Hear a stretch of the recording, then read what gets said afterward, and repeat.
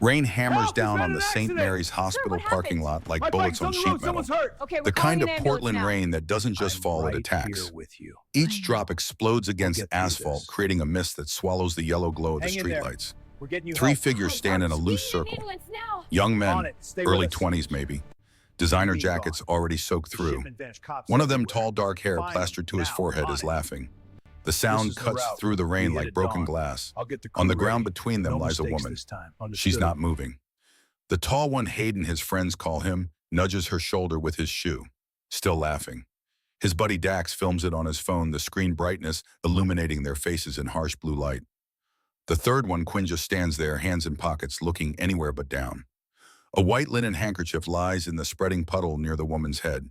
Hand-embroidered irises, now turning pink with diluted blood. Then a sound, low at first. A rumble that seems to come from the earth itself, growing louder, closer. The three men stop laughing. Headlights pierce through the rain. Not car headlights, something else. Lower, wider, the unmistakable eye of a motorcycle. The engine's roar fills the parking lot like thunder announcing judgment. A Harley-Davidson Road King emerges from the downpour. Black as midnight, chrome catching the streetlight in sharp flashes. And on its back a figure that seems carved from the same darkness as the bike itself. 6'4", leather jacket slick with rain. And on the back, visible, even in this weather, a logo, a skull with crossed wrenches. Iron Reaper MC. The bike stops.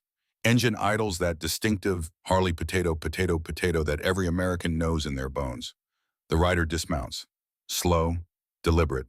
Boots hitting pavement with authority. He's older, early 60s maybe. Gray stubble on a jaw that looks like it's broken and healed more than once. A scar runs from his right ear down to his chin, old, faded, but unmistakable. His eyes sweep the scene. The woman on the ground, the three men. The phone's still recording. When he speaks, his voice is quiet, but it carries. Who touched my wife? The rain continues to fall.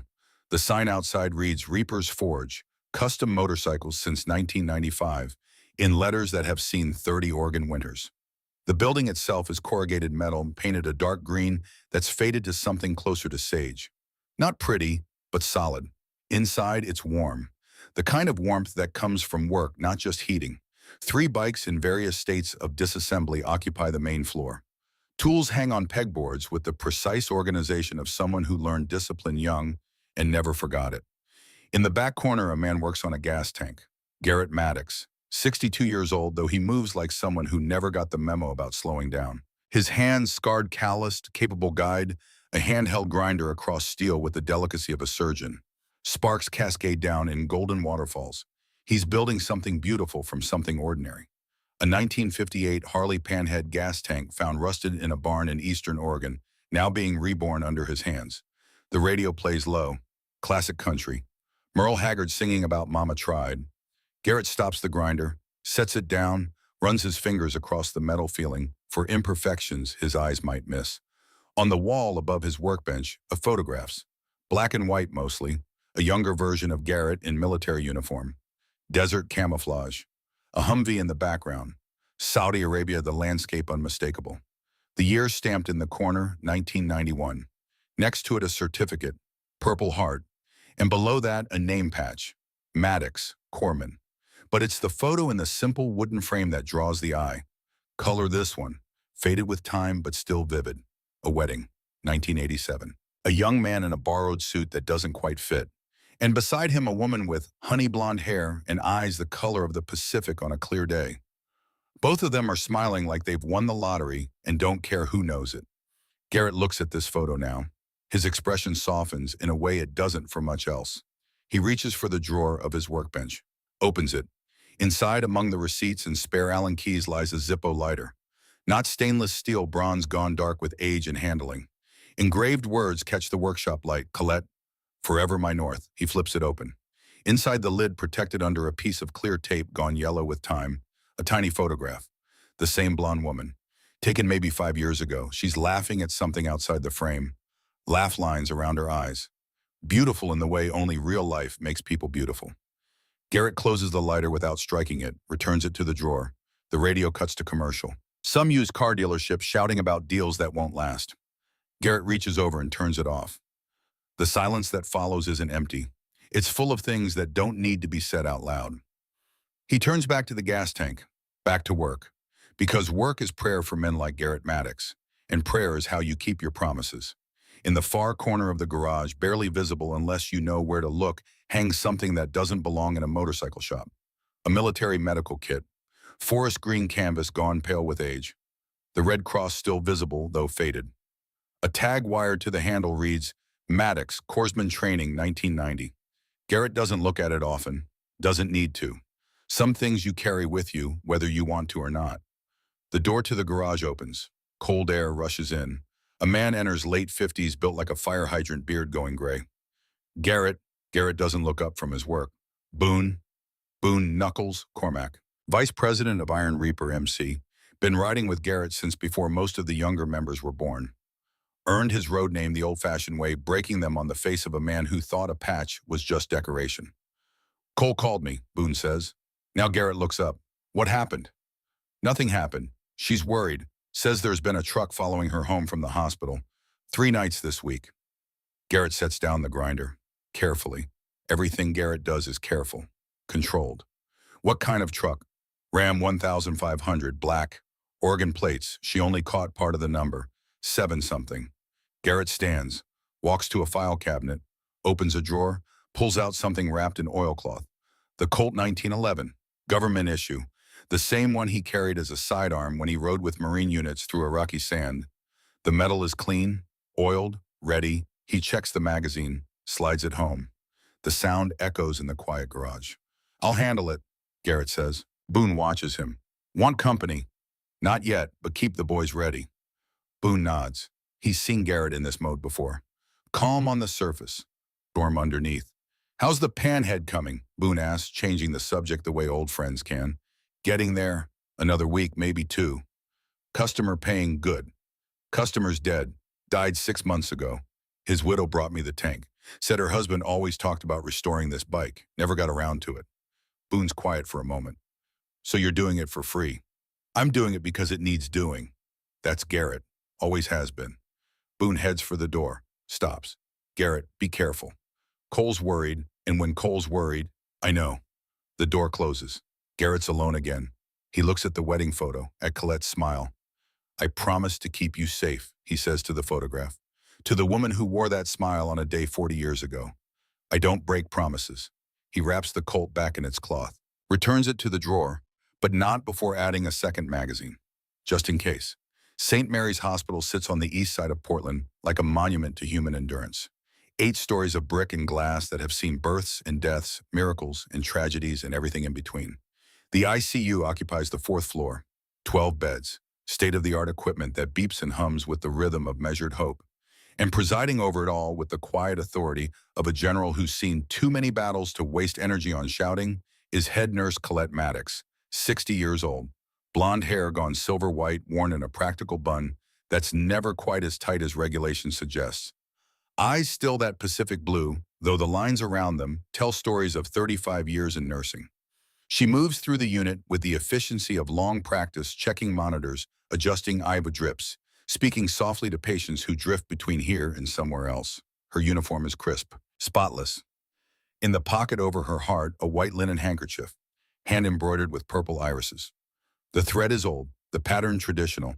It was a wedding gift from a grandmother who's been gone 20 years now. Colette never works a shift without it. Mrs. Maddox, a young nurse, approaches, early 20s, fresh out of school. Name tag reads, Bryn Holloway, RN. Yes, Bryn. Bed 7? Mr. Patterson, his oxygen saturation is dropping. Should I call the doctor? Colette moves to the bedside, checks the monitor, checks the patient, adjusts the nasal cannula. The numbers climb. Sometimes, she says to Bryn, the simplest solution is the right one. But yes, you should always call if you're uncertain. Better to be safe than sorry. Bryn nods, absorbing this the way a plant absorbs sun. The younger nurses call Colette Mama Cole when they think she can't hear. She can hear. She doesn't mind. Being a nurse, she's learned, is about more than medicine. It's about being the person who doesn't panic, who doesn't give up, who shows up every shift and does the work whether or not anyone says thank you. It's about keeping your promises. Her phone buzzes in her pocket. Text from Garrett, lunch ready at noon. Don't be late. She smiles. Types back, yes, sir. Marriage is a promise too, the longest kind. The shift continues. A code blue in bed. Three elderly women heart attack. Colette leads the response team. Calm, clear, calling orders like she's done 1,000 times before because she has. They get the woman back. Shaky pulse, but there. The woman's daughter who'd been in the waiting room comes in after. Crying, grateful. Thank you, the daughter says, gripping Colette's hands. Thank you so much. Colette squeezes back. Your mother's strong. She fought. We just helped. But as the daughter leaves, Colette feels the weight. She always does. The weight of being the last line between people in the dark. Of making decisions that matter. Of carrying other people's fear so they don't have to carry it alone. She steps into the break room, pours coffee that's been sitting too long and tastes like burnt hope. Sits down heavily. Her phone rings. Unknown number. She almost doesn't answer. But nursing has taught her that unknown numbers sometimes matter. Hello? Silence on the other end. Not empty silence, the kind where someone's there but not speaking. Hello, she says again. A man's voice, young, uncertain. Mrs. Maddox, we know where your husband works. We know about the garage. Her blood goes cold. Who is this? Click. The line goes dead. Colette sits very still, staring at the phone, processing. This isn't the first strange call. There was one last week, a hang-up. And the week before that, a voice asking if she'd thought about being more careful. And the truck, the black Ram 1500 that's been parked on her street 3 times this week. Different times. Always there when she comes home late. She pulls up Garrett's number. Her finger hovers over the call button. Then she stops. Garrett worries. He tries not to show it, but she's been married to him for 40 years. She knows. If she tells him about this call, he'll do something. Something probably involving that cult he thinks she doesn't know about. She puts the phone away. She'll tell him, just not yet, not until she knows more. But the coffee tastes wrong now. The break room feels smaller. She finishes her shift, says goodbye to Bryn, who's staying for the evening rotation. Walks to her car in the employee lot, a Honda Civic, 10 years old, reliable. She checks the back seat before getting in, a habit she picked up from Garrett. Always check your six, he'd said. Military talk, but good advice. The drive home takes 20 minutes. The house is in the suburbs. Modest, one story. Wood siding that Garrett restained himself 5 years ago. A garage that's bigger than strictly necessary because Garrett needs room for his projects. She pulls into the driveway. The front door opens before she's out of the car. Garrett, wiping his hands on a rag, grease on his forearms. He's been working. Hey, stranger, he says. And just like that, the fear from the phone call lessens. Not gone, just smaller. Because Garrett is home. And home is where the fear can't follow. The kitchen smells like pot roast, Garrett's specialty. Learned it from his mother, perfected it over 40 years of marriage. Carrots, potatoes, onions. Slow cooked until the meat falls apart at the touch of a fork. Colette sits at the kitchen table, watching Garrett move around the kitchen with the same careful precision he brings to everything. He's changed out of his work clothes, jeans, flannel shirt. The scar on his jaw catches the afternoon light coming through the window. Good day, he asks. Saved a life, lost my patience with the coffee machine. The usual. He smiles, not often, but when he does, it transforms his face. Makes him look younger. Makes her remember the Marine she met in 1985. She'd been a nursing student. He'd been home on leave from boot camp recovering from a training injury. Nothing serious, dislocated shoulder, but enough to land him in her clinical rotation.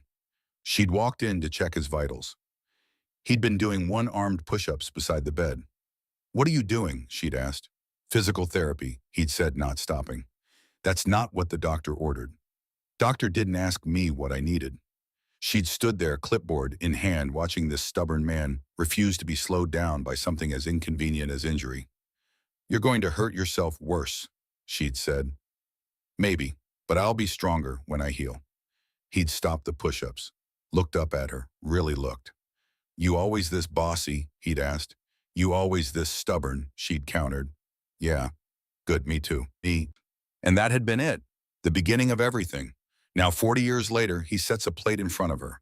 Pot roast, perfectly cooked. Steam rising. Garrett, she says, I need to tell you something. He sits down across from her, listening. She tells him about the calls, about the truck, about the feeling she's had for the past week that she's being watched. Garrett's face doesn't change much, but she knows him, sees the muscle in his jaw tighten, sees his hands resting on the table curls slightly into fists before he consciously relaxes them. "Why didn't you tell me before?" he asks, no anger in it, just a question. "Because I knew what you'd do, which is worry, plan, probably call Boone in the club." "That's exactly what I'm going to do, Pam." "I know." They look at each other across the table. 40 years of communication that doesn't need words. "I promise to keep you safe," Garrett says finally. "I don't break promises." "I know that too, but Garrett, I don't want you doing anything that'll land you in trouble. We're not young anymore. We can't just, age doesn't change promises," he interrupts, gentle but firm. "I stood up in front of everyone we knew and said I'd protect you, for better or worse, in sickness and in health. Remember, Mile?" "I remember." "Then you know I mean it." She reaches across the table, takes his hand. His skin is rough from work, from years of holding tools and guns and steering wheels, but his grip is gentle. "Just be careful," she says. "Always am." But they both know that's not entirely true. After lunch, Garrett walks out to the garage. The house sits on a quarter acre. The garage is detached, bigger than most people would need for 2 cars. But Garrett doesn't keep cars in it. 4 Harleys rest inside like sleeping dragons. His Road King, Boone's Softail, 2 projects in various states of completion. The space smells like motor oil and metal and potential. Garrett walks to the back wall, moves a tarp. Underneath a gun safe, he spins the combination from muscle memory. The door swings open. Inside, the Colt 1911, 2 spare magazines, a tactical flashlight, and something else. A photograph. Creased, faded. A younger Garrett in desert camouflage, kneeling beside a Humvee, and next to him, arm around his shoulders, a kid who can't be more than 19. Baby-faced, grinning despite the heat and sand and war. Lance Corporal Hayes, Garrett's driver during Desert Storm. Garrett doesn't take the photo out, doesn't need to. He remembers. Kuwait, February 1991, just after the ground war started. They'd been on convoy duty. Garrett riding as corpsman in Hayes' Humvee. 6 vehicles, supplies for a Marine unit 30 clicks north. The IED had been buried in the sand, old Soviet ordnance repurposed. When it went off, the lead Humvee had flipped. Garrett had been out and running before the debris finished falling. Training taking over, his medical kit in hand. The driver, Corporal Jackson, had been lucky. Broken leg, concussion. He'd live. But Hayes had been in the turret, exposed. Shrapnel had torn through his vest like paper. Garrett had pulled him down, laid him in the sand, started working, pressure on the wounds. Ivoline, calling for medevac, doing everything right, everything by the book. But Hayes had been looking at him with those 19-year-old eyes, scared, knowing. "Doc," he'd whispered, "Doc, I can't feel my legs." "You're going to be fine," Garrett had lied, and "Chopper's coming, you're going to be fine." But Hayes wasn't fine. He'd died there in the sand, holding Garrett's hand, making Garrett promise to tell his mother he wasn't scared at the end. Garrett had lied about that too. He'd carried Hayes' body to the medevac when it finally arrived, had flown back with him, had stood at attention when they loaded him onto the plane home, and he'd kept his promise. Visited Hayes' mother in Nebraska, told her son hadn't suffered, hadn't been afraid. She'd believed him, but Garrett had never believed himself. Now standing in his garage 35 years later, Garrett looks at that photograph and feels the weight of every promise he's ever made, the ones he kept and the ones he failed. "Not this time," he says to the photograph, to Hayes, to himself. "I won't fail this time." He closes the safe, locks it. He pulls out his phone, calls Boone. "We need to talk," Garrett says when Boone answers. "About Cole, about protection, about being ready. When, tonight, get the brothers together." He hangs up. Outside, the afternoon is fading into evening, the kind of Oregon gray that never quite commits to rain, but threatens it constantly. Garrett walks back to the house. Colette is in the living room, reading a medical journal, always learning, always preparing. He sits down next to her on the couch. She leans into him. Natural as breathing. "I love you," he says. Not romantic, just factual. The most important fact. "I know," she says. "I love you too." They sit like that as the light fades. 2 people who've been through war and peace and everything between, who've made promises and kept them, who've built a life on the simple principle that showing up matters, that keeping your word matters, that love isn't just a feeling, it's a choice you make every day. Outside, somewhere in Portland, A black Ram 1500 sits parked on a street corner, watching, waiting. But inside this house for now, there is only warmth. Only the quiet strength of two people who refuse to break. The storm is coming. But they've weathered storms before. And they'll weather this one too. Together. The way they've always done. The way they always will. The Rusty Anchor sits 3 blocks from the waterfront in a part of Portland that gentrification hasn't quite reached yet. Red brick facade, neon sign that flickers on the second R. The kind of place where dock workers and nurses and people who work with their hands come to forget the day's troubles over cheap beer and cheaper whiskey. Inside, the wood is dark, scarred by decades of elbows and spilled drinks and the weight of ordinary lives. Fishing nets hang from the ceiling, decorative now, but they smell like they once knew the sea. The jukebox in the corner plays Credence. The bartender knows everyone's name and most of their stories. It's 9:47 p.m. on a Friday night. The place is half full. Working people, tired people, good people mostly. At the bar, Colette Maddox sits on a worn leather stool nursing a coffee that's gone lukewarm. She's still in her scrubs, light blue, the hospital logo over the pocket. Her shift ended at 9. She should be home. But Bryn asked her to wait. Bryn Holloway works here on weekends, putting herself through nursing school one shift at a time. She's behind the bar now, pulling beers, making change, learning the same lesson. Every working person learns eventually that dignity has nothing to do with the work and everything to do with how you do it. The bartender proper is a man named Sterling Wade, 53 years old, shaved head, tattoo sleeves running up both arms, military ink, the kind that tells stories about places most people only see on news. He moves behind the bar with practiced efficiency, catches Colette's eye. "Another coffee, Mrs. M." "No thanks, Sterling. I'm waiting for Bryn to finish her shift, making sure she gets to her car safe." Sterling nods. He's worked here 12 years, seen things, knows that women looking out for each other isn't paranoia, it's survival. The door opens. 3 men walk in. They don't belong here. You can tell immediately. Designer jackets, expensive watches, the kind of casual arrogance that comes from never being told no. The one in front is tall, late 20s. Dark hair styled with product that probably costs more than Sterling makes in a day. Handsome in the way catalog models are handsome perfect, but somehow empty. Behind him, 2 others. One built like a linebacker, thick neck hands like sledgehammers. The other leaner, nervous energy phone already out recording. They take a table near the back.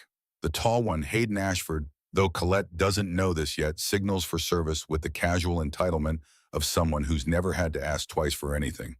Bryn approaches their table. Polite smile, professional. "What can I get you, gentlemen?" Hayden looks her up and down, slow, deliberate, making sure she knows he's looking. "Whiskey, top shelf, 3 glasses." His words are slightly slurred, not drunk enough to stumble, but drunk enough to be dangerous. "We have Maker's Mark Woodford Reserve. Whatever's expensive."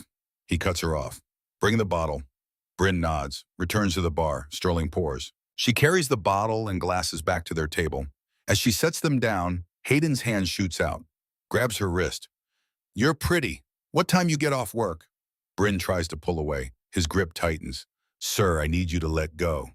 I asked you a question, and I'm asking you to let go of me." The big one, Dax Carver, laughs. "She's got fire, Hayden. I like that." Sterling sees this from the bar, starts moving, but Colette is closer. She stands, walks over. Her voice is calm, the kind of calm that comes from 35 years of handling emergencies. "Let her go." Hayden looks up, sees a woman in her 60s, scrubs, silver hair, no threat in his mind. "Who are you, her mom?" "I'm someone telling you to let her go." "Or what?" The lean one, Quinn Rourke, says. He's filming this on his phone, thinks it's funny. "Or I call the police and you leave in handcuffs." Colette pulls out her phone. No hesitation. Hayden releases Bryn's wrist, stands. He's 6'2". Uses his height like a weapon. Steps into Colette's space. "You know who I am, I don't care who you are. My father is Senator Bernard Ashford. You know what that means? It means your father would be ashamed of how you're acting." Something flashes across Hayden's face. Anger. But underneath it's something else. Something that looks almost like pain. But then it's gone, replaced by the arrogance again. "Old lady, you need to mind your own business." Sterling arrives, 6 feet, a former Marine and current witness to bad decisions. Gentlemen, time to go. We just got here, Dax says, and now you're leaving. You grabbed my employee, you threatened a customer, you're done. Hayden turns on Sterling. You're going to throw us out. You know who I am. Yeah, you're the guy about to leave my bar. For a moment, it could go either way, violence hanging in the air like smoke. Then Hayden laughs. Whatever, this place is a dump anyway. He reaches into his pocket, pulls out a money clip, peels off 300s, throws them on the table. For the whiskey we didn't drink, and your trouble. They head for the door. Hayden pauses next to Colette. You should be more careful, Grandma. Portland's dangerous at night. Then they're gone, door swinging shut behind them. The bar is quiet for a moment, then conversation slowly resumes. Crisis averted. Sterling puts a hand on Colette's shoulder. Thanks for backing up, Bryn. Someone has to. Bryn is shaking. Colette guides her to a chair. Breathe, honey. Just breathe. They're gone. I'm sorry, I should have handled it better. You handled it perfectly. You asked him to stop. You didn't back down. That took courage. But Colette's hands are shaking too. Just a little. Adrenaline finally catching up. Outside, the three men climb into a black Ram 1500. Hayden behind the wheel. Cocaine residue still visible on the dash from earlier. Stupid bitch, Hayden mutters. Nobody talks to me like that. Forget about it, Quinn says. Let's hit another bar. But Hayden doesn't forget. Can't forget. Because behind the arrogance and the privilege, there's something broken in Hayden Ashford. Has been since the accident. Since the night he drove drunk and killed someone and his father made it disappear. Since he learned that consequences are for other people. He pulls out his phone, texts someone. Change of plans, he says, we're staying. They park down the street, waiting. Inside the rusty Anchor, Colette checks her watch. 10:23 p.m. Bryn, what time does your shift end? 11, but Mrs. Maddox, you don't have to wait, I'll be fine. I'm waiting. They talk about nursing school, about the challenges of working full-time while studying, about the kind of strength it takes to show up day after day when you're tired and broke and not sure you can make it. The kind of strength Colette knows something about. You remind me of myself at your age, Colette says. Working the night shift at County General while taking classes during the day. Living on coffee and stubbornness. Did you ever think about quitting? Every day, but my grandmother told me something when I started nursing school. She said the world needs people who don't quit. Be one of them. Colette touches the handkerchief in her pocket, the one her grandmother embroidered. Purple irises, her grandmother's favorite flower. She died 2 weeks before I graduated. Never got to see me get my RN license. But I think she knew I'd make it. Bryn's eyes are wet. I'm glad you didn't quit. Me too. 11:04 p.m. Sterling closes out the register. Bryn hangs up her apron. Colette walks with her toward the employee exit and back. The alley behind the rusty Anchor is narrow. Brick walls on both sides. Dumpster. Bryn's car, a Toyota Corolla, with one headlight out parked under the single functioning streetlight. They don't see the Ram 1500 until it's pulling into the alley mouth behind them. Headlights on high beam, blinding. 3 doors open. Hayden, Dax, and Quinn step out. They've been drinking more. Hayden can barely walk straight, but there's purpose in his movements. Ugly purpose. Hey, Grandma, we need to talk. Colette steps in front of Bryn. Get in your car, Bryn. Listen to Grandma, Dax mocks. Get in the car. But Quinn is faster. Moves around, blocks Bryn's path to the vehicle. Sterling comes out the back door, sees what's happening. Hey, get away from them. Hayden turns. The hero bartender. You got something to say, Osta? Yeah, get in your truck and leave. Make me. Sterling's been in enough fights to know this one's coming. He steps forward. Hands up, ready. Hayden swings first. Sloppy, drunk. Sterling slips it easy. Counters with a straight right that catches Hayden on the jaw. Hayden goes down. Dax charges. 300 pounds of former college football player. Hits Sterling like a truck. They crash into the brick wall. In the chaos, Quinn grabs Bryn. She screams. Colette doesn't think, just acts. Grabs Quinn's arm. Let her go, Quinn spins. Shoves Colette, hard. She wasn't ready for it, wasn't braced. The physics of it are simple and brutal. A 130-pound woman in her 60s, pushed by a 200-pound man in his 20s. She goes backward, fast. Her foot catches on something broken pavement. A crack doesn't matter what. She's falling. Time does that thing. It does in moments like this. Stretches. Each fraction of a second distinct and clear. She sees the edge of the brick wall. Knows she's going to hit it, can't stop herself. The impact is a sound and a sensation at once. Dull thud, sharp pain. Then she's on the ground. The alley tilts, spins. Something warm runs down the side of her face. Through the ringing in her ears, she hears Bryn screaming, hears Hayden laughing. Oops, Hayden says. Old lady should watch where she's going. Dax has Sterling in a headlock. Sterling's trying to fight free, but he's bleeding from somewhere. Can't get leverage. Quinn has his phone out, recording. This is going to get so many views. The white handkerchief has fallen from Colette's pocket. The embroidered iris is already turning pink where they touch the blood spreading across the alley floor. Colette tries to speak, to tell Bryn to run, but the words won't come right. Everything's blurry. Hayden kneels down, looks at her, and for just a second, just 1 second, something like remorse crosses his face. Then it's gone. Come on, he says to Dax and Quinn. We're done here. But Quinn starts, now! They drop Sterling, run for the truck. Tires squeal as they peel out of the alley. Bryn is on her knees next to Colette. Mrs. Maddox, can you hear me? Colette can hear, but she can't make her mouth work right, can't make her body respond. Sterling staggers over, blood running from his nose. Call 911, now! Bryn already has her phone out, shaking so hard she can barely dial. 911, what's your emergency? We need an ambulance. Rusty Anchor Bar. Woman hit her head. She's bleeding. She's not responding right. Ambulance is on the way. Stay with her. Keep her still. Sterling pulls off his shirt, presses it to the wound on Colette's head. Mrs. M, stay with us. Help's coming. But Colette's eyes are closing, the world going dark at the edges. The last thing she sees before the darkness takes her is the handkerchief, her grandmother's handkerchief, ruined now with blood that shouldn't have been spilled. And the last thought she has, clear as a bell through the fog, is Garrett. Garrett is going to be so angry. Somewhere across town in a garage that smells like motor oil and determination, Garrett Maddox's phone rings. He doesn't recognize the number. Almost doesn't answer. But something instinct, intuition. The same sixth sense that kept him alive in the desert makes him pick up. Hello, Mr. Maddox, a woman's voice, young, terrified. Mr. Maddox, this is Bryn Holloway. I work with your wife. Everything inside Garrett goes very still. What happened? Not a question, a statement, flat, calm, the kind of calm that's more terrifying than any shout. Mrs. Maddox is hurt. We're at the Rusty Anchor. There were these men, and they pushed her, and she hit her head, and there's so much blood. Is she conscious? No, the ambulance is coming, but who did this?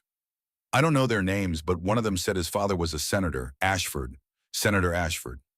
Silence on the line, long enough that Bryn thinks the call dropped. Mr. Maddox. Where are they now? They left. They drove off. What were they driving? A black truck, Ram 1500. More silence. Then, is Sterling Wade there? Yes, he's with Mrs. Maddox now. I put him on. Bryn hands the phone to Sterling. He takes it with bloody hands. Garrett, tell me. Sterling tells him. Everything, the whole thing. Doesn't sugarcoat it. When he's done, Garrett speaks. 3 words. I'm coming. The line goes dead. Sterling hands the phone back to Bryn. His face is grim. What did he say? Bryn asks. He said he's coming. Is that good? Sterling looks at Colette, at the blood, at the injustice of a good woman hurt by bad men who'll probably never face consequences. For us? Yeah. For them. He shakes his head. God help them. The ambulance arrives. Paramedics swarm. Professional, efficient. Colette is loaded onto a stretcher. Cervical collar, IV line. All the protocols for head trauma. One of the paramedics, an older guy seen it all, looks at Sterling. What happened? 3 guys jumped us, pushed her. She hit the wall. You get a look at them. Good enough. Police are on the way. They load Colette into the ambulance. Bryn climbs in with her. Sterling stays behind to give his statement. The police arrive. Officer Nolan Reese, 35 years old.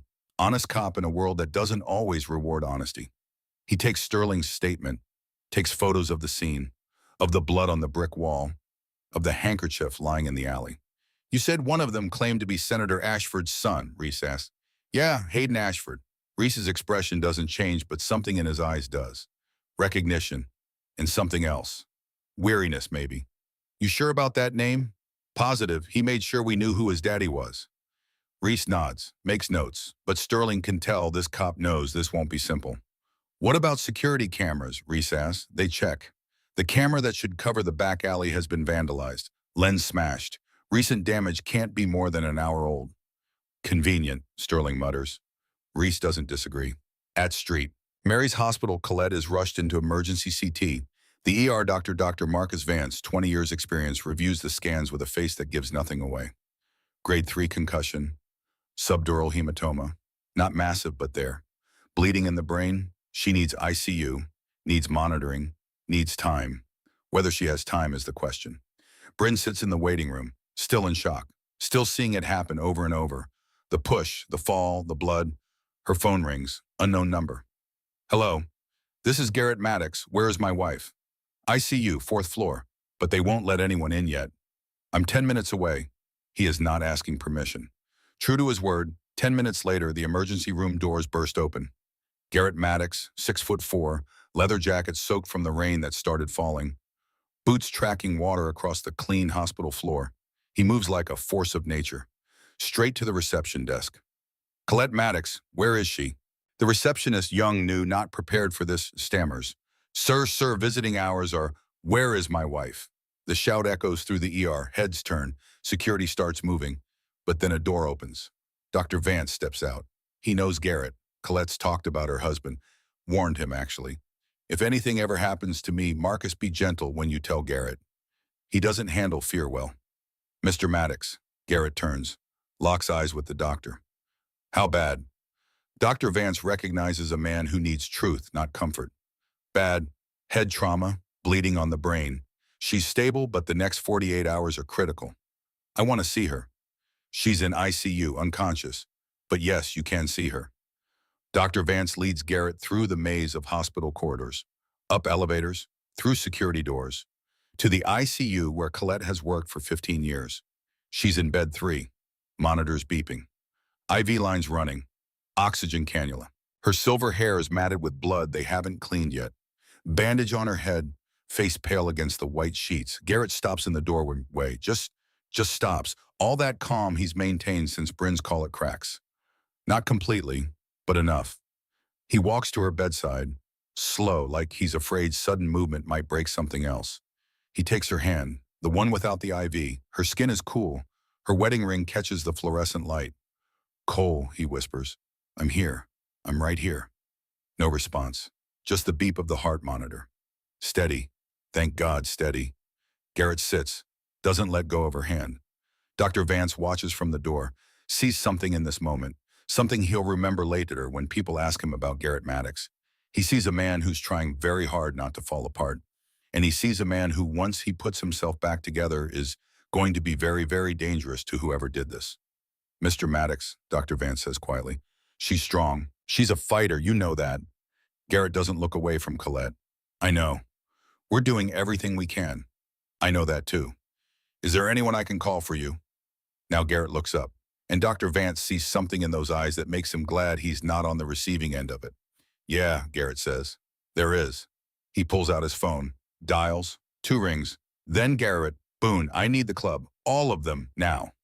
What happened? Someone hurt Cole. Silence on the other end. Then, we're coming. Garrett hangs up, looks back at his wife, at the woman who's been his North Star for 40 years. The woman who pulled him through PTSD and nightmares and all the darkness that came home with him from the desert. The woman who promised to stand beside him for better or worse, and who's now lying here because 3 rich kids thought they could do whatever they wanted without consequences. I promised to protect you, Garrett says to Colette's unconscious form, and I failed. He thinks about Hayes, dying in the sand, how Garrett couldn't save him, thinks about all the promises he's made in his life, the ones kept and the ones broken. But I won't fail at this, he continues. I'm going to find out who did this, and they're going to answer for it. He leans forward, kisses her forehead, gentle, like she might break. I love you, Colette Maddox, and I'm not going to let them get away with this. The monitors continue their steady beeping. Rain drums against the hospital windows. And somewhere in Portland, 3 men are laughing about what they did, secure in the knowledge that their privilege will protect them. They don't know yet about the storm they've called down. They don't know about the man in the ICU room who just made a promise. They don't know about the Iron Reaper MC converging on this hospital right now. They don't know, but they will very soon. They will. The Iron Reaper Clubhouse sits on the industrial east side of Portland, tucked between a welding supply warehouse and an auto salvage yard. Single story, concrete block construction. No windows facing the street. The kind of place you drive past without noticing unless you're looking for it, which is exactly the point.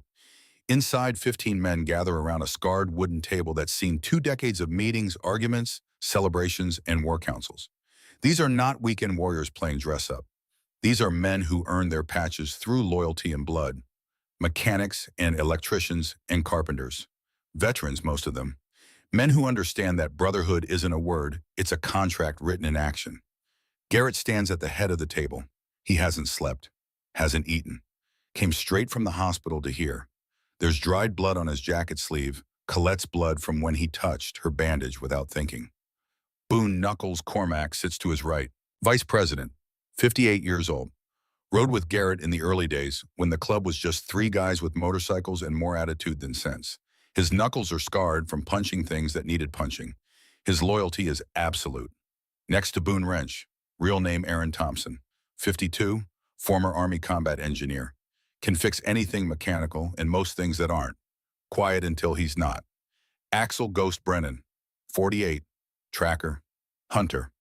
Spent 10 years in Alaska before coming back to Oregon. Can find anything, anyone. And 10 others, each with their own story, each having chosen to be here instead of somewhere easier. Brothers, Garrett begins. His voice is steady, controlled. But there's something underneath it, something cold and hard and absolutely committed. You know why we're here? My wife was attacked last night. 3 men. They put her in ICU with a brain bleed. The room is silent. These men know Colette.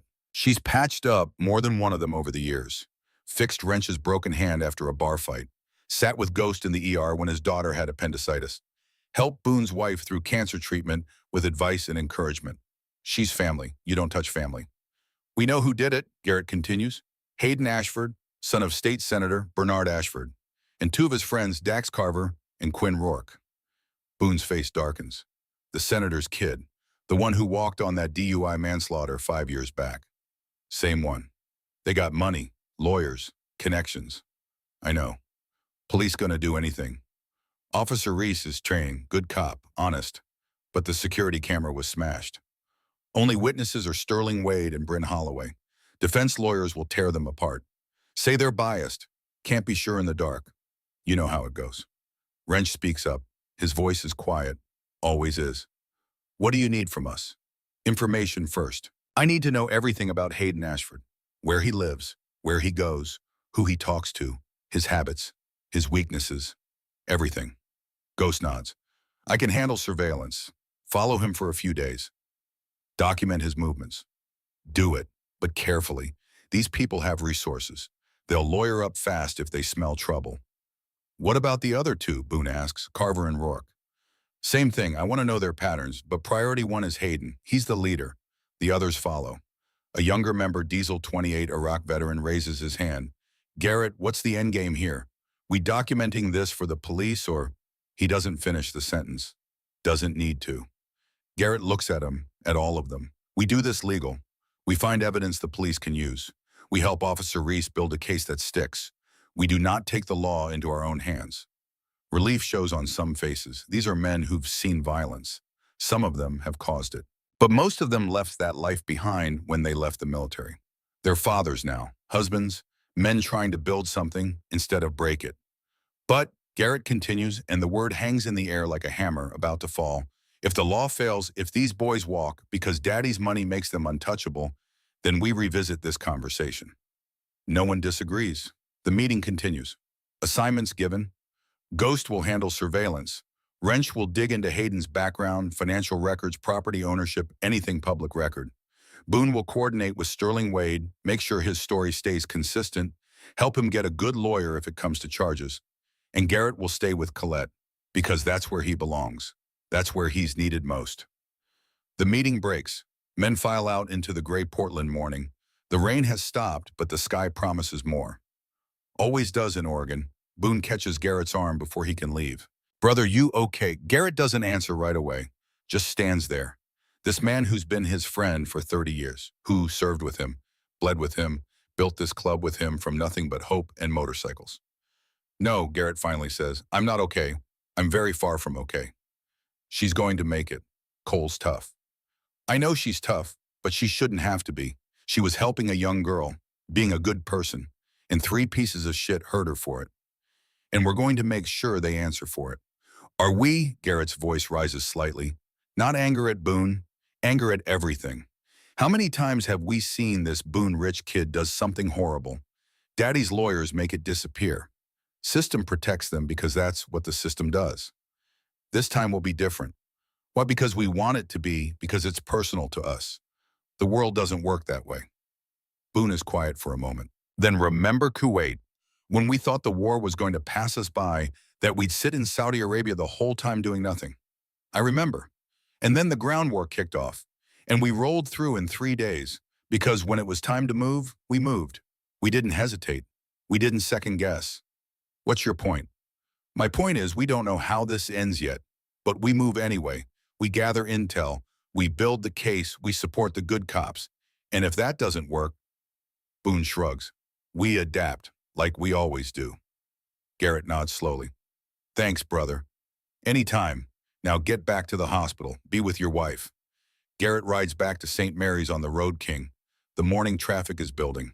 People going to jobs they hate to make money they need. Normal life continuing like the world hasn't shifted on its axis. But for Garrett, everything has shifted. At the hospital, he parks in the visitor lot, takes the elevator to ICU. The nurses know him now. Let him through without questions. Colette is still unconscious, still breathing with help from the oxygen, still fighting in ways the monitors can't measure. Garrett sits beside her, takes her hand again. Hey, Cole, it's me. I'm back. No response, just the machines. The guys are on it. We're going to find out everything about these boys, build a case the police can't ignore. The heart monitor beeps its steady rhythm. You remember that night we met, I was doing one-armed push-ups next to the hospital bed? You thought I was crazy. He smiles at the memory. You were right. I was crazy, am crazy, but you loved me anyway. A nurse comes in, young, efficient, checks the monitors, adjusts the IV drip. Any change? Garrett asks. Stable? That's good. The brain needs time to heal. Sometimes patients can hear us even when they can't respond. Keep talking to her. The nurse leaves. Garrett talks, tells Colette about the club meeting, about the plan, about how everyone's pulling together. He doesn't tell her about the rage building inside him, about how he lies awake at night imagining what he'd like to do to Hayden Ashford, about the dark places his mind goes to. She doesn't need to know that. Not now. Maybe not ever. Hours pass. Dr. Vance comes by, checks her charts. His expression is professionally neutral. How is she? Garrett asks. Holding steady. The next 24 hours are still critical, but I'm cautiously optimistic. Cautiously optimistic. That's doctor speak for I don't know. Dr. Vance doesn't deny it. Head injuries are unpredictable, Mr. Maddox. We're doing everything we can. The rest is up to her. After the doctor leaves, Garrett sits in silence, the kind of silence that fills with memories. He thinks about Desert Storm, about being a corpsman with a Marine unit, about the responsibility of being the one people turned to when they were hurt, when they were dying. He thinks about Lance Corporal Hayes, 19 years old, kid from Nebraska, joined the Marines to get money for college, ended up in the sand with shrapnel in his chest and Garrett trying desperately to keep him alive. Doc, am I gonna die? That's what Hayes had asked, looking up at Garrett with eyes that knew the answer but needed to hear something else. No. Garrett had lied. You're going to be fine. Chopper's coming. But Hayes had died anyway, bled out in Garrett's arms while the medevac helicopter was still 20 minutes away. Garrett had carried Hayes' body to the bird when it finally arrived, had stood at attention when they loaded him for the flight home, had written a letter to Hayes' mother that took him 3 days and a dozen drafts to finish, and he'd promised himself never again. Never again would he fail to protect someone who depended on him. But now Colette lies here, unconscious, hurt because Garrett wasn't there. I'm sorry, he whispers to her. I should have been there, should have picked you up from work like I always do, but I was working on that damn gas tank and I lost track of time. And he stops, breathes, forces himself to calm down. I won't fail you again, I promise. His phone buzzes. Text from Ghost, got eyes on subject. Downtown, following. Garrett types back, stay on him. Document everything. Another text, this one from Boone Sterling's, giving official statement to Reese now. Lawyer present. Good guy. Pro bono. Things are moving. The machine of justice, slow and perfect, but still the right path is turning. For now, across town in a penthouse apartment that costs more per month than most people make in a year, Hayden Ashford wakes up with a headache that feels like divine retribution. The apartment is trashed. Bottles everywhere. Cocaine residue on the glass coffee table. Quinn passed out on the couch. Dax snoring in the guest bedroom. Hayden's phone has 17 missed calls, 10 from his father, 4 from the family lawyer, 3 from numbers he doesn't recognize. He ignores them all, goes to the bathroom, looks at himself in the mirror. There's a bruise on his jaw where Sterling Wade punched him. It'll fade. Everything fades. He splashes water on his face, tries to remember last night clearly. The bar, the old woman, pushing her, the way she fell. For a moment, just a moment, something like guilt touches him. Then he pushes it away. Guilt is for people who can't afford to avoid consequences. And Hayden Ashford has never had to face real consequences in his life. His phone rings. His father. Again. Hayden answers. Dad? Where are you? Senator Bernard Ashford's voice is tight, controlled, angry. Home. The police want to talk to you. About what? About an incident last night at a bar. Hayden, what did you do? Nothing. Some psycho bartender attacked us. We defended ourselves. Silence on the line. Hayden knows this silence. It's the one that comes before his father fixes things. Stay where you are. Don't talk to anyone. I'm sending Preston Killian over. The lawyer. Yes, the lawyer. And Hayden, this is the last time, you understand me, the last time I clean up your messes. The line goes dead. Hayden should feel something. Remorse, fear, gratitude. But he feels nothing. Just empty. Has felt empty since the accident 5 years ago. Since the night he drove drunk and killed Emma Martinez, his girlfriend, and his father made it all go away with money and lawyers and political pressure.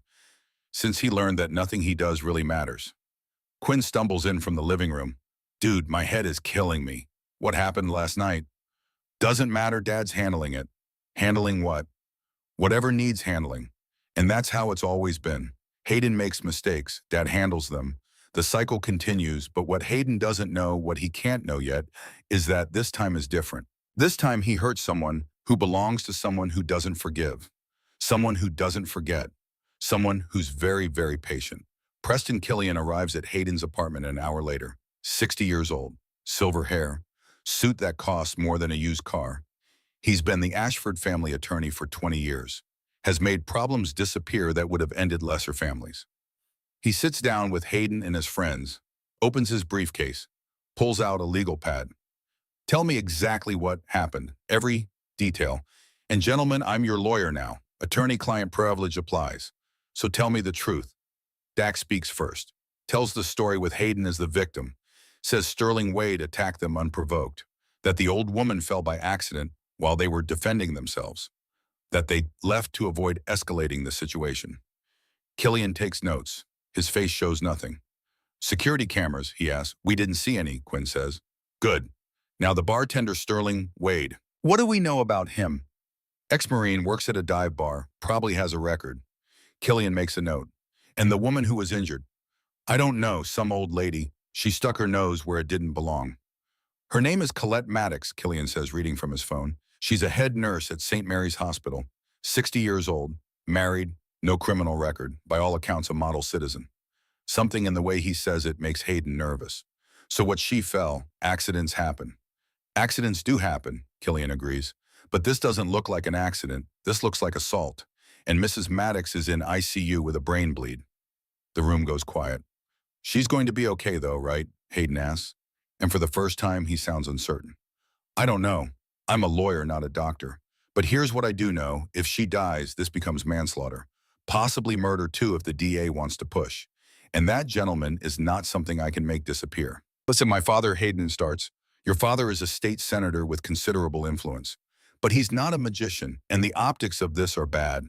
Very bad. Rich kids attacking a beloved nurse who was trying to help a young woman. The media will crucify you. So what do? Dax asks. We get ahead of the narrative. You three are going to give statements to the police. Voluntarily. You're going to express concern for Mrs. Maddox's well-being. You're going to say it was a tragic accident during an altercation that Sterling Wade initiated. You're going to be remorseful and cooperative. But what if they arrest us? Quinn asks. They won't. Not yet. Not without more evidence. And by the time they gather evidence, if they can gather evidence, I'll have built a reasonable doubt defense that will make a conviction nearly impossible. Killian stands. I'll arrange for you to give statements tomorrow. Until then, stay here. Don't post on social media. Don't talk to anyone. And for God's sake, don't do anything else stupid. He leaves. The three men sit in silence. This is messed up, Quinn finally says. It'll be fine, Hayden insists. It's always fine. But his voice lacks conviction. Meanwhile, Ghost has Hayden's apartment building under surveillance, sitting in a nondescript van 3 blocks away. Long lens camera, notepad, coffee going cold in a thermos. He watches Killian arrive, watches him leave 90 minutes later, takes photos, documents everything. He texts Garrett, high-powered lawyer, just left subject's location. Preston Killian, Senator's fixer. Garrett, still at the hospital, reads the message. His jaw tightens. So it begins. The machine of privilege grinding into motion. Lawyers and money and influence trying to make this disappear. But Garrett's not going to let it disappear. He texts back, keep watching. I want to know everyone who comes and goes. Dr. Vance appears in the ICU doorway. His expression is different, less guarded. Mr. Maddox, good news. Colette's showing signs of neurological improvement. Her brain activity is increasing. I think she might be waking up. Garrett is on his feet instantly. When call, could be hours, could be days, but the trend is positive. Hope, the most dangerous and necessary emotion. Garrett returns to Colette's bedside, leans close. You hear that, Cole? You're coming back. I knew you would. You're the strongest person I know. And then so faint he almost misses it, her hand squeezes his. Just once. Just barely.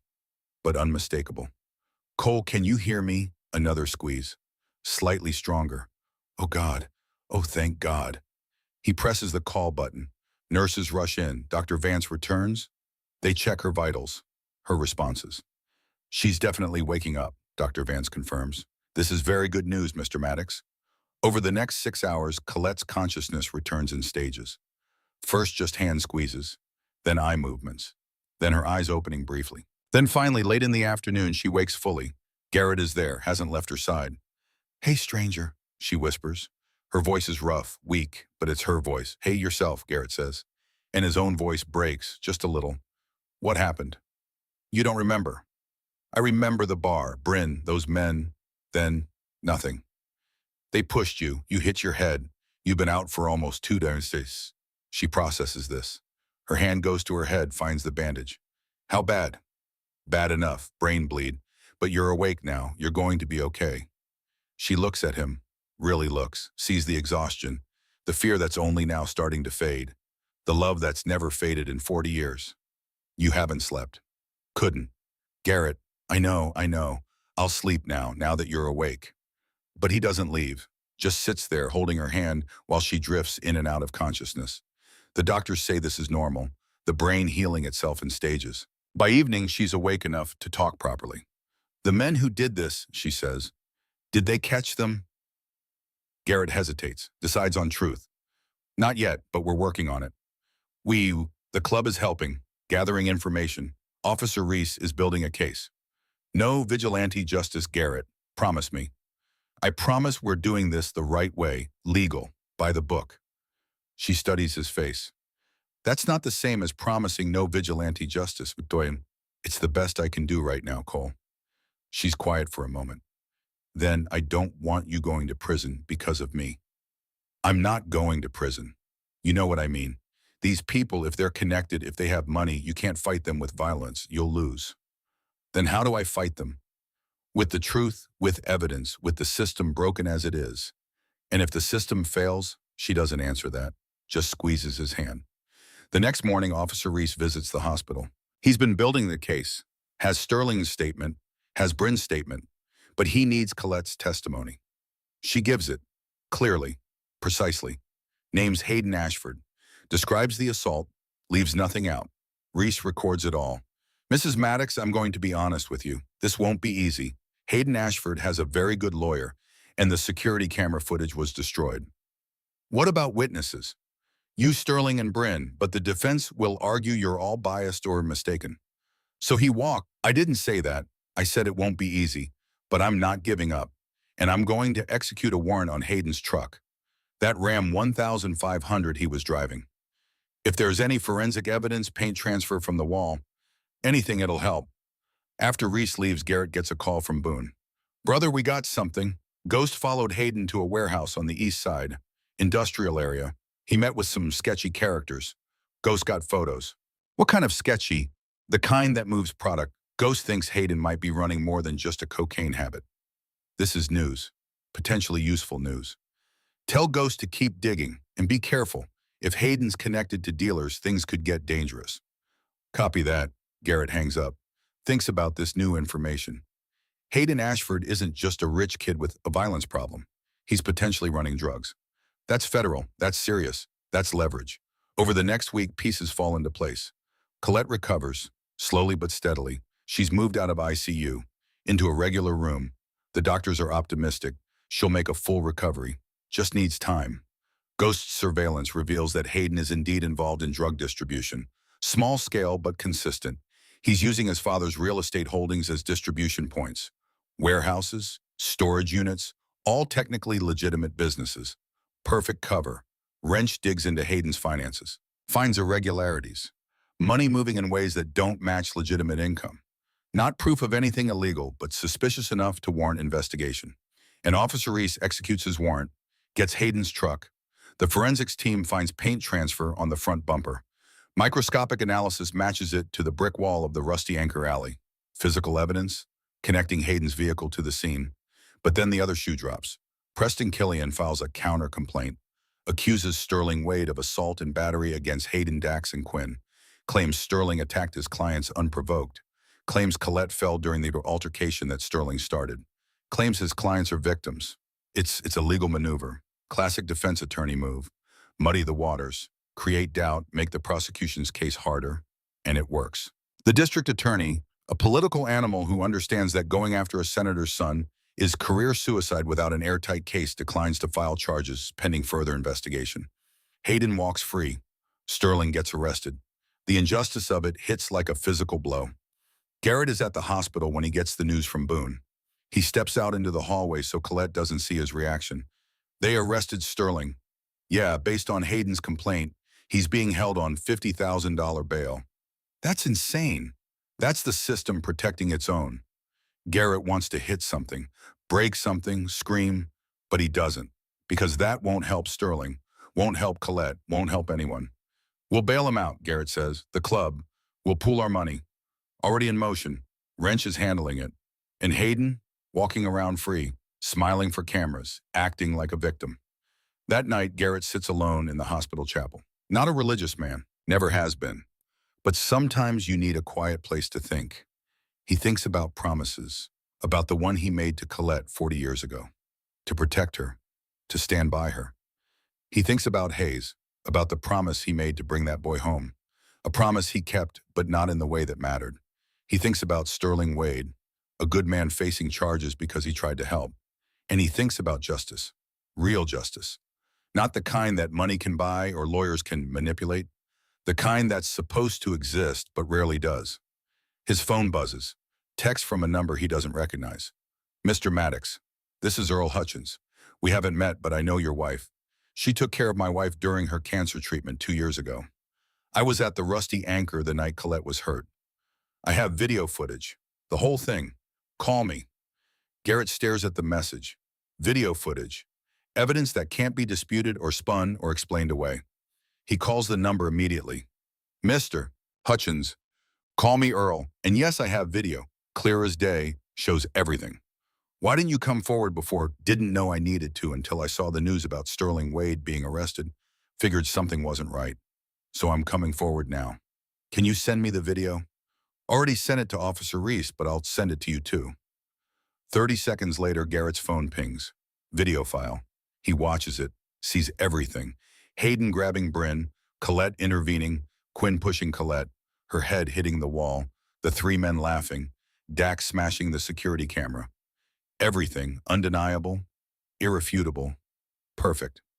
Mr. Hutchins Earl, why do you have this old habit from my Air Force days? Document everything. Never know when you'll need proof of what really happened. I was sitting in the corner, had my phone out, saw trouble brewing, started recording. You're a goddamn saint. No, sir. I'm just a man who believes in doing the right thing. Your wife did right by my Betty. Sat with her during chemo, held her hand, made her feel like she mattered. I owe Colette. This is how I pay that debt. Garrett's eyes are wet. Thank you. Don't thank me yet. Make sure those boys answer for what they did. I will. I promise you, Earl, I will. The next morning, Officer Reese arrests Hayden Ashford, Dax Carver, and Quinn Rourke. The video evidence is overwhelming. Preston Killian tries to argue it was obtained illegally. The judge disagrees. Public place. No expectation of privacy. The charges, assault and battery. Filing a false police report. Destruction of evidence. Sterling Wade's charges are dropped immediately. The video goes viral. Local news picks it up. Then regional, then national. Rich senator's son caught on camera assaulting beloved nurse. The court of public opinion renders its verdict quickly. Guilty. Senator Bernard Ashford holds a press conference. He looks aged, tired. A man who's finally run out of ways to protect his son from himself. My son made terrible choices. Choices that hurt an innocent woman. No amount of money or influence can change that. And I won't try to change it anymore. Hayden needs to face consequences. Real consequences. It's the only way he'll ever learn to be better than he's been. He resigns from the Senate effective immediately. The trial is swift. The video evidence leaves no room for doubt. Hayden's lawyer, Tree Bones, argues the push wasn't intentional, that it was reflexive during a chaotic situation Sterling Wade created. But Earl Hutchins testifies. Calm, clear, credible. I saw Mr. Wade trying to protect his employee from unwanted advances. I saw Mrs. Maddox trying to de-escalate. I saw Quinn Rourke deliberately push her. Hard enough that she had no chance to catch herself. And I saw Hayden Ashford and Dax Carver laugh about it. The jury deliberates for 90 minutes. Guilty on all counts. Hayden Ashford, 12 years in Oregon State Penitentiary. Dax Carver, 8 years. Quinn Rourke, 8 years. Garrett is in the courtroom when the verdict is read. So is Colette, still recovering, but strong enough to attend. They sit in the gallery holding hands. When the judge announces the sentence, Colette leans into Garrett. It's over, she whispers. Yeah, it's over. But something nags at him. This victory feels incomplete somehow. After the sentencing, they're walking out of the courthouse when Hayden, being led away in handcuffs, looks back at them. For just a moment, their eyes meet, and Garrett sees something he didn't expect. Regret. Real regret. The kind that comes when consequences finally catch up and you realize the person you've become. Mrs. Maddox, Hayden calls out. His lawyer tries to stop him, but he shakes his head. I'm sorry. I know that doesn't mean anything. I know sorry doesn't fix what I did, but I'm sorry. Colette stops, turns, looks at this young man who nearly killed her. I forgive you, she says. Hayden's eyes widen. What? I forgive you, not because you deserve it, but because I refuse to carry hatred. I've seen what hatred does to people. It destroys them from the inside. So I forgive you, and I hope you use these 12 years to become someone worth forgiving. Hayden breaks, just completely breaks, tears streaming. I don't deserve that. No, you don't, but grace isn't about deserving. It's about choosing to be better than the worst thing that happened to you. The guards lead him away. He's sobbing, maybe for the first time in years feeling something real. Garrett looks at his wife, this woman who just forgave the man who nearly killed her. How do you do that, he asks. Do what? Forgive after everything. She smiles, tired but genuine. Because I've been forgiven for my mistakes. Because holding on to anger would only hurt me. And because that's what love looks like. Not just for you, for everyone. They walk out into the Portland sunshine. The first clear day in weeks. 6 months later, Colette is back at work. Full recovery. The doctors call it remarkable. She calls it stubborn. Sterling Wade's new bar, the Anchor's Point, is thriving. The publicity from the case brought attention, support, community. Bryn Holloway graduated nursing school, top of her class, got hired at St. Mary's ICU, working directly under Colette's supervision.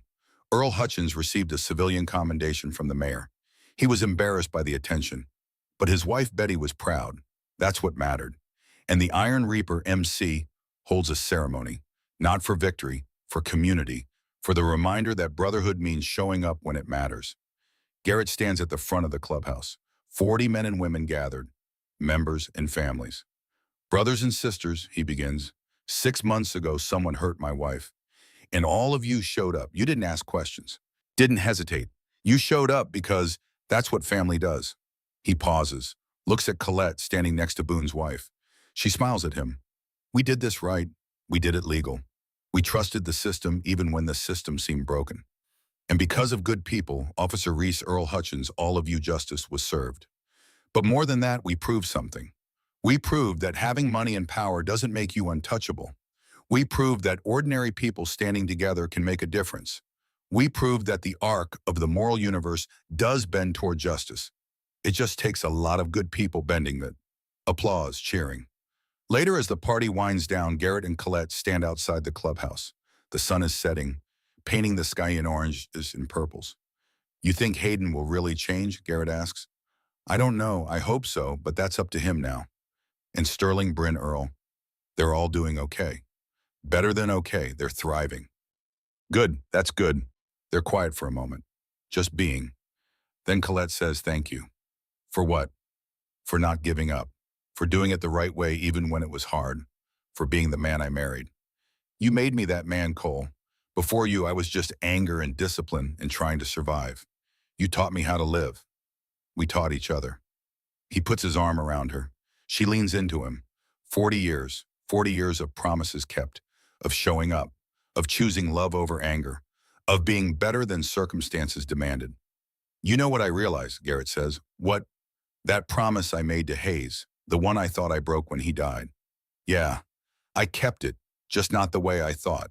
I promised him I'd make sure his death mattered, that I'd honor his sacrifice by living right, by protecting people who needed protecting, by being someone worth the second chance I got when he didn't. He'd be proud of you. Maybe, but I'm not doing it for him anymore. I'm doing it because it's right, because that's who I want to be. That's who you are, Garrett Maddox. That's exactly who you are. 2 years later, Garrett and Colette sit on their porch, the house they've lived in for 30 years. The mortgage finally paid off. The Harley Road King in the garage polished and ready. Bryn stops by. She's engaged now, getting married next summer. Wants Colette to be her matron of honor. I'd be honored, Colette says, hugging the young woman who's become like a daughter. Earl and Betty visit. Betty's cancer is in remission. 2 years clear. They bring pea, apple, homemade. The Iron Reaper MC is planning a ride, coast to coast, raising money for veterans' mental health.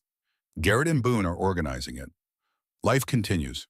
Not perfect, never perfect, but good, built on promises kept and grace given, and the simple principle that showing up matters. As the sun sets over the Cascade Mountains, Garrett and Colette sit in their porch chairs, holding hands, the way they've done for 42 years now. You know what the best part of all this was? Colette asks. What? You choosing to do it right even when it would have been easier to do it wrong. I had good motivation. Didn't want to lose you.